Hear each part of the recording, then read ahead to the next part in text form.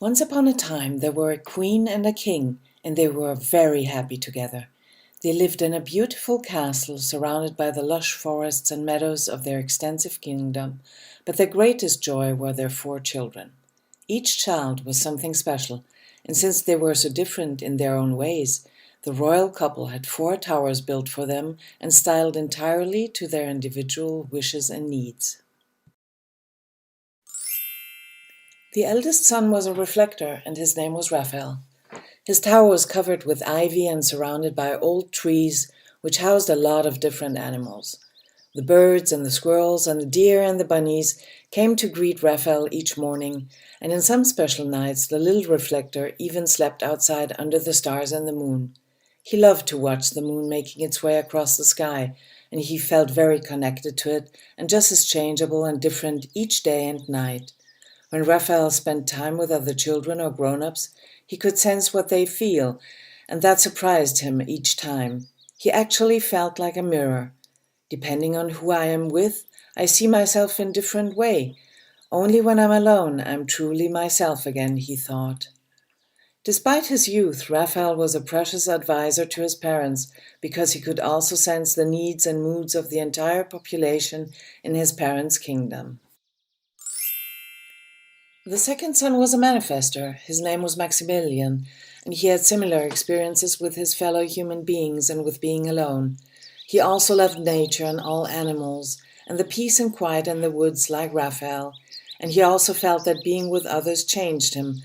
But unlike his brother, Maximilian felt great discomfort by that. His tower, therefore, was hidden behind oak and cottonwood trees, birch and larch. He loved exploring the open countryside for hours alone, on his horse and with his dogs, because that gave him peace and strength. Initially, his parents were very worried about these long retreats, but they learned to trust their son because he always informed them before he left, and as soon as he was back. Every now and then, the boy wanted to be with other children and grown-ups, and when he went to see them, he quite naturally assumed leadership and invented new games and projects for them. He patiently explained the tasks, rules, and goals to each of the players, who were very excited to dive into the elaborate adventures Maximilian had created for them. But the little prince himself didn't join the games. He preferred to retreat to the peaceful quiet of his tower, where he watched the fun and projects from afar. The royal couple, meanwhile, was delighted by the new parks, playgrounds, and innovative housing sites that were sprouting around the kingdom from these games. The queen and king's first daughter was a generator, and her name was Greta. She was a very animated and chipper little girl, and as soon as she awoke in the morning she would jump around and skip through her tower, which was painted in many bright colors and filled with ladders, ropes, swings, and mattresses. Then she ran through the garden playground, skipping, of course, onwards to the castle to speak to the people, further on through the splendid rooms and halls to greet everybody, and even further to the stables and gardens until she had met everybody. Greta loved to be with people, and when someone asked her for help and she felt her little belly move in accordance, she loved to do so. She helped the cook in the kitchen and the gardener with planting and weeding. She combed down the horses and fed the dogs. Nothing was beneath her, on the contrary. She saw this work as great fun and found it to be very satisfying, and when she got tired, she simply laid down somewhere and fell asleep until she felt refreshed and could go back to play or work, as some would say. In the evenings, Greta would retreat to her colorful tower to be fast asleep and dream happy dreams of her active life. And through Greta, the people and the royal couple learned how fulfilling and blessing the right kind of work can be. The youngest daughter was a projector, and her name was Paulina. Her tower had balconies, porches, and patios all around, which gave her glorious views and ultimately led to the castle's gardens. A beautiful rose climbed up the wall of the tower, and its scent blew softly through the rooms. Despite her young age, Paulina could join the dots and see solutions like nobody else. Accordingly, she loved it when people asked her to show them easier and faster ways to take care of things. It gave the little projector girl a sense of pride and success to be invited this way, and everybody recognized and appreciated this special ability of hers. Like her two brothers, but other than her sister, Paulina tired easily when she spent too much time with other people, and she needed to retire and rest in her tower regularly. On those occasions, she liked to lay on her bed, surrounded by fragrant flowers, and reading one of her numerous books until she would finally calm down inside and fall asleep. The royal couple was amazed by their youngest child and how effortlessly, yet determined, she was able to guide and help people of all ages. Although the four royal children were so different, they loved each other dearly and complemented each other perfectly, while marveling at each other's uniqueness. They liked to meet and play a lot, and they felt great closeness and attachment to each other. The Queen and King were very proud of their children's development and how they inspired everybody around them to always be truthful and respectful to each other.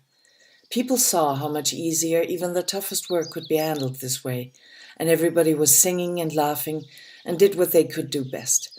So everybody made their contribution, and this kingdom was the most prosperous and beautiful of all. One day, though, news arrived that the Queen's father had fallen seriously ill, so the royal couple immediately prepared to travel across the sea and beyond the big mountains to support the old man. They decided to give all responsibilities to their smartest minister because they thought he was the best to govern the kingdom while they're gone. This minister was a great planner, and since he wanted to prove his worth by creating more goods and greater profits, better security and more free time, he immediately laid down new rules to reorganize the whole country. In his blind ambition, he didn't take into account which talents the people had or what they really liked to do. Now everything had to be done according to plan, so the minister's goals could be fulfilled on time. He called this efficiency. The royal children had to abide by those new rules as well.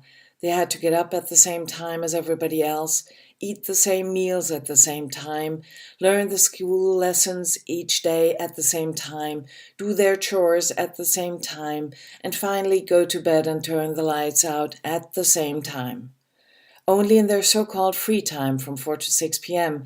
they were allowed to play a little or be by themselves. Raphael, the reflector, felt very ill at ease.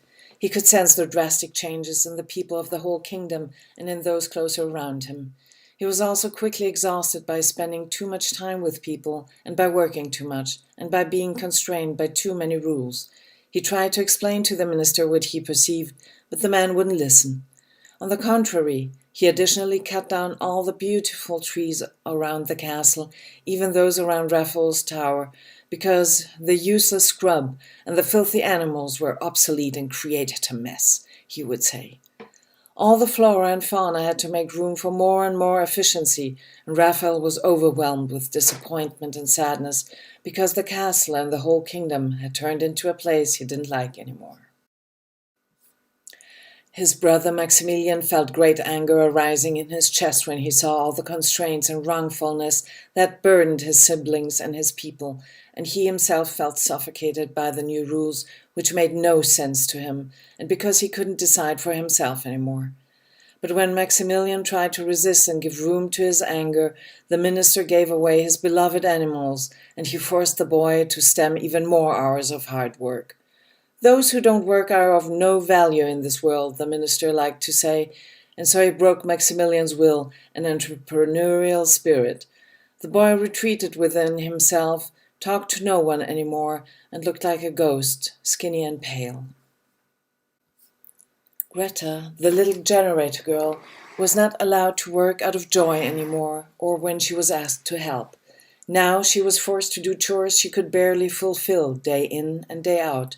She was not allowed to sleep when she grew tired, but when everybody else had to settle for the night, after a stale dinner that was served by unhappy servants. Very often she couldn't sleep, and she was very disoriented and frustrated. Greta's friends, the cook, the gardener, and the other people in the castle had become disgruntled and unfriendly, and Greta felt her life power slip away. She felt enormously tired and sad. She drooped her shoulders and her head, and she dragged herself through the castle, barely being there at all. Paulina, the projector, watched the events with dismay. She too had to work all day on tasks unbecoming, and she was not allowed to retreat to her tower either. She kept trying to explain to the minister that he could reach his precious efficiency in different ways, but he just pushed her aside, saying, "Small children should be seen, not heard." Paulina's books were burned, nobody asked for her advice anymore, and she felt invisible, useless and powerless. The rose bush in front of her tower had become a spiny thorn shrub, and the little girl felt just the same, bitter and exhausted. After a very long time, the royal couple finally came back, and when they crossed the border of their kingdom, they could already see that something was terribly wrong. The further they advanced towards the castle, the more obvious the sorrow of the people became, and the deterioration of nature, and how everything had become grey and dirty, and how men and animals hanged their heads, and that there was no more song and dance at all.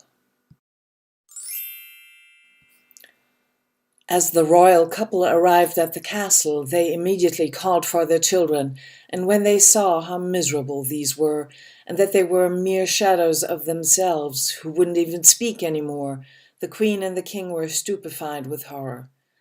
As a consequence, the queen called for the minister and demanded an explanation for these terrible conditions. The minister answered that he wanted to acquit himself and that he was going to create more wealth and happiness for all. For that purpose, everybody had to join the effort, and the royal children were supposed to be an example of how individuality and creativity just get in the way of progress, while hard work can turn that around. He just needed more time to show success. So the king asked the minister, "Which season is the most important of the year, and which one makes no difference at all? Spring, summer, fall, or winter?" The minister had no answer to that, so the king showed him the only apple left on the tree in the castle's inner yard, and he said, "You see this apple?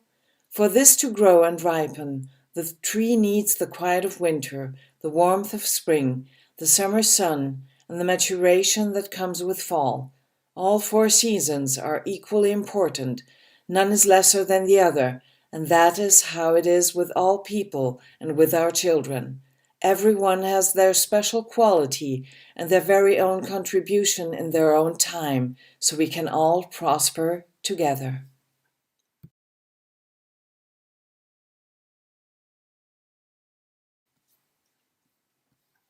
The minister understood this analogy, and he looked around, and for the first time he could see clearly how mistaken he had been, and that the consequences were severe.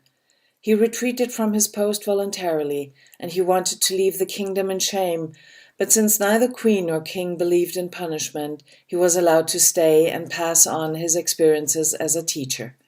He was actually very good at that, and he found this new job very satisfying. After a while, he even started to paint, preferably the apple tree in the inner yard, since the king's story had made such an impression on him. The royal children, as well as the whole people, recovered quickly from the minister's misguided regency. The castle was brought back to life, and laughter and nature around it, and everywhere came back to shine and bloom even brighter than before. Everybody was striving to listen and support each other. They all lived happily ever after.